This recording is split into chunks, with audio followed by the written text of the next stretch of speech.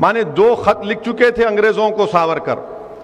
अगर वो अंग्रेजी का खत आपके सामने पढ़ूंगा, उसका तर्जुमा करूंगा, तो ये जितने संघ परिवार के लोग हैं आग बिगोला हो जाएंगे। इतनी तारीफ कर रहे अंग्रेजों की, आप ऐसे हैं, आप दरिया दिल हैं, मेरे को माफ करो। 1947 में क्या सावरकर ने नहीं कहा था कि मैं तिरंगे को नहीं मानता, मैं भगवा रंग को मानता? कहा था सावरकर ने यह बात? सावरकर ने यह कहा था कि जब नेताजी सुभाष चंद्र बोस अंग्रेजों से गुलामी को खत्म कराने के लिए भारत के लोगों से बोल रहे थे कि आओ मेरी इंडियन नेशनल आर्मी में आओ, तो सावरकर लोगों को बोल रहे थे नहीं तुम अंग्रेजों की फौज में जाओ। जो सुप्रीम कोर्ट के चीफ जस्टिस थे, कमीशन ऑफ इंक्वायरी बनाया गया, उन्होंने अपनी रिपोर्ट में कहा कि सावरकर के घर में गांधी के कत्ल की साजिश हुई।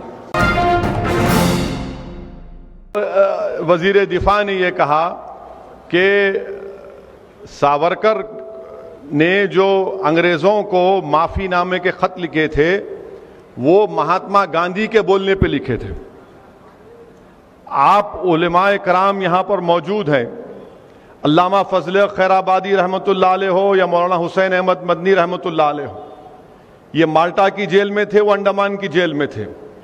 कोई भी एक खत इनका नहीं बता सकता कि उन्होंने अंग्रेजों से माफी की भीख मांगी। कोई नहीं बता सकता, कोई नहीं बता सकता। अब ये जो मोहतरम है सावरकर, ये जेल में गए 1911 को। कब गए जेल में? जुलाई 4, 1911 को गए। ये जरूरी है बोलना क्योंकि रिकॉर्ड हो गया तो दिखाते टीवी वाले, इन्हें एक और भड़काऊ भाषण गुलगोर में दे गए बोल के। तो जुलाई 4, 1911 को उन्होंने जेल में डाले सावरकर को।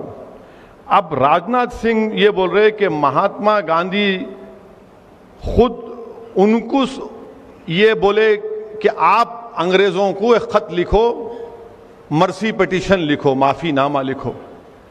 मैं राजनाथ सिंह साहब से पूछना चाह रहा हूं कि आपको ये झूठ बोलने के लिए किसने मजबूर किया? 4 जुलाई 1911 को जब सावरकर को अंग्रेज गिरफ्तार करके काला पानी अंडमान में रखे, गांधी भारत में नहीं थे, साउथ अफ्रीका में थे राजनाथ सिंह साहब। वहां से क्या उन्होंने क्या प्लेन में उड़ के आके बोले या क्या, कैसा है? उतना प्लेन भी नहीं था जब, तो कुछ भी नहीं था। अब इन्होंने लंबी छोड़ दी है। अब ये समझे कि हम लोग हमारे कान में फूल है, हम नहीं देखेंगे, नहीं मालूम हमारे को मालूम, हम भी थोड़ा थोड़ा पढ़ते हैं, ज्यादा नहीं पढ़ते, थोड़ा थोड़ा पढ़े लिखे हैं। वो हम तेलुगु में बोलते हैं కొంచెం కొంచెం, लिटिल लिटिल। ये पहली झूठ इनकी।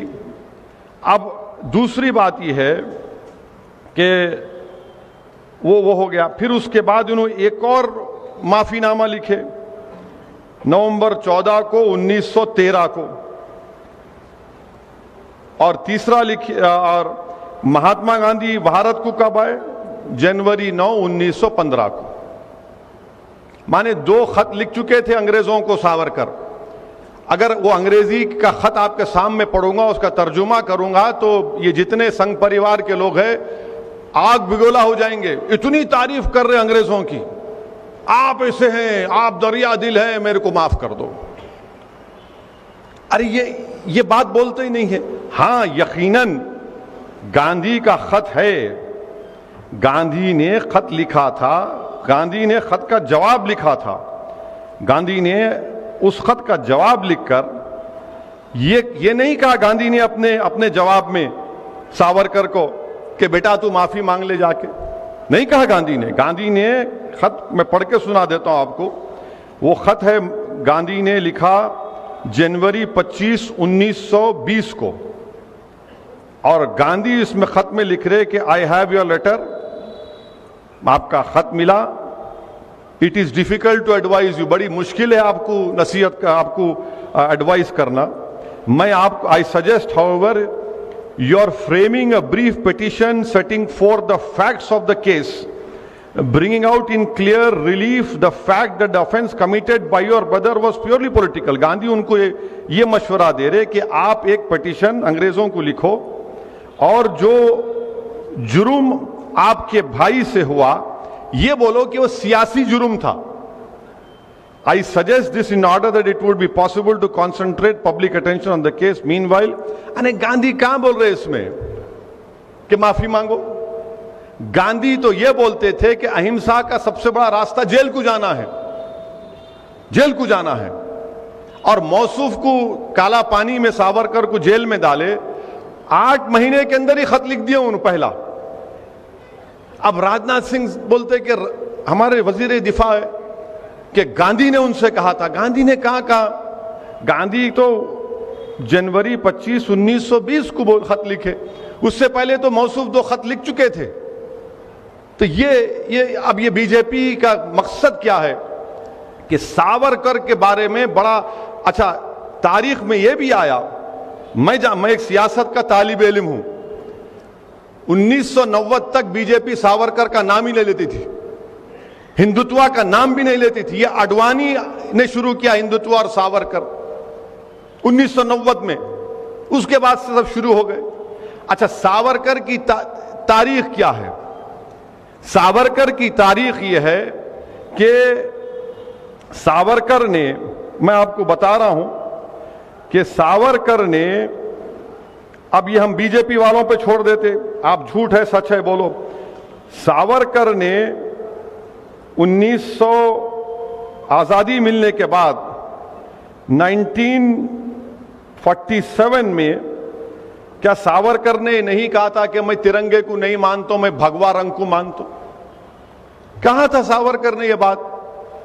तीसरी बात, सावरकर ने यह भी कहा था कि हिंदू बादशाहों को का यह काम था कि वो मुस्लिम खवातीन की इज्जत लूटते, उनका रेप करते ताकि जंग जीत जाए। चौथी बात सावरकर ने यह कहा था कि जब नेताजी सुभाष चंद्र बोस अंग्रेजों से गुलामी को खत्म कराने के लिए भारत के लोगों से बोल रहे थे कि आओ मेरी इंडियन नेशनल आर्मी में आओ, तो सावरकर लोगों को बोल रहे थे नहीं तुम अंग्रेजों की फौज में जाओ।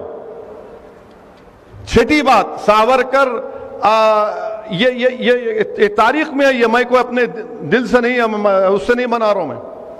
1939 में कांग्रेस और तमाम मुजाहिदीन आजादी ने फैसला लिया कि हम तमाम अपने अपने विजारत के ओहदों से इस्तीफा देते, तो सावरकर लिंगिंग तो वायसराय के पास जाके बोले नहीं हम नहीं देते, हम आपके साथ हैं, हम आपके साथ हैं।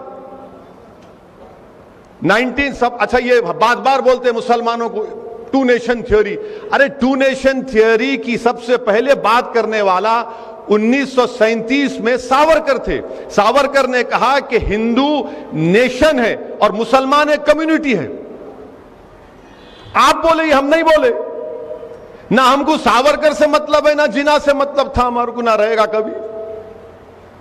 और आपको मालूम कि हिंदू महासभा और मुस्लिम लीग मिलकर इख्तिदार में थे उस जमाने में, माने दोनों, हिंदू महासभा और मुस्लिम लीग मिलकर इख्तिदार में थे। और आखिरी बात, सावरकर महात्मा गांधी के कत्ल में मुलव्विस थे। कौन बोले बात? ये महात्मा गांधी के जो कत्ल का मुकदमा चला उसमें सावरकर एक्यूज थे। कोर्ट ने उनको कहा कि इनका जो पीए था सावरकर का, बाज्ये नाम था, वो जो एविडेंस दिया उसको कानून में क्या है कि कोरॉबोरेट करना, मैंने सिर्फ मेरे बोलने पे नहीं बल्कि इलियास सेठ भी बोलना, वो नहीं कर सका। मगर जस्टिस कपूर जो सुप्रीम कोर्ट के चीफ जस्टिस थे, कमीशन ऑफ इंक्वायरी बनाया गया, उन्होंने अपनी रिपोर्ट में कहा कि सावरकर के घर में गांधी के कत्ल की साजिश हुई। आप इनको अपना हीरो मनाते, आप इनको। अच्छा ये भी छोड़ो, आप ये भी अगर झूठ रहा तो क्या सरदार पटेल ने नहीं लिखा कि हिंदू महासभा की एक फाइनेंशियल ऑर्गेनाइजेशन सावरकर के मातहत थी जिसने गांधी को कत्ल किया? ये सब चीजें हैं और ये आप कर रहे हैं। जब मैं 2004 में पार्लियामेंट को, हैदराबाद की आवाम का लाख शुक्रिया, मुझे मुंतखब करके अल्लाह ने भिजाया। 2004 में पार्लियामेंट के सेंट्रल हॉल में मैं गया तो जैसा वैसा बैठे हुए सेंट्रल हॉल, यहां पर गांधी की फोटो है और उसके राइट ऑपोजिट सावरकर की फोटो है। आप बताइए कि जिसके कत्ल का मुकदमा उस पर चला कोर्ट ने बरी किया उनको, मगर इंक्वायरी कमीशन में उन साबित हुआ कि वो मुलविस थे। यानी गांधी की फोटो एक तरफ, सावरकर की फोटो एक तरफ। तो ये क्या हो रहा है हमारे मुल्क में? फिर खुद वजीर दिफा इस तरह की अगर बात करेंगे, और फिर मोहन भगवत आरएसएस के सरसंघचालक बोल रहे नहीं सावरकर उर्दू बड़ी अच्छी बोलते थे, गजल लिखते थे, उन्हें मुस्लिम दोस्त थे। कहते गजल लिखे तो मुस्लिम दोस्त हो जाते। आज मीडिया वाले में से पूछे, मिला तुम्हारे इनको तारीख नहीं मालूम, महात्मा गांधी के कत्ल का जो एफआईआर था, वो एफआईआर भी उर्दू में लिखा गया था। एफआईआर भी उर्दू में लिखा गया था कि मुल्जिम 1, मुल्जिम 2, दफा 302। सावरकर ने उर्दू से नफरत का इजहार किया था, वो भी रिटर्न है। ये लोग ये समझते कि कोई जानता नहीं है, अपनी लंबी लंबी झूठ छोड़ के निकल जाओ, कोई पकड़ेगा नहीं। अरे तो हम जानते ना, थोड़ा बहुत पढ़े, हम भी उलेमाओं की सोबत में उनके पैरों के पास बैठकर हम भी सीखे, हम भी जानते हैं। तो आज इनको आप बना रहे हैं कि उन्हें बड़े वो थे। अरे कहां थे भाई? गांधी के कत्ल में ये थे। सावरकर ने यह भी लिखा कि हिटलर ने जो जर्मनी में यहूदियों को खत्म किया वो सही था, क्योंकि यहूदी जर्मनी से अंदर नहीं मिल सके, एसिमिलेट नहीं हो सके। अरे फैसिज्म की तायीद करते थे, और हमको सिखा रहे हैं। और सबसे बड़ी बात याद रखिए, बीजेपी और संघ परिवार, जो कांग्रेस के लोग भी आज सावरकर की तायीद करते हैं। खुल के बोलो नहीं मानते उसको। सावरकर ने अपनी किताब हिंदुत्वा लिखी।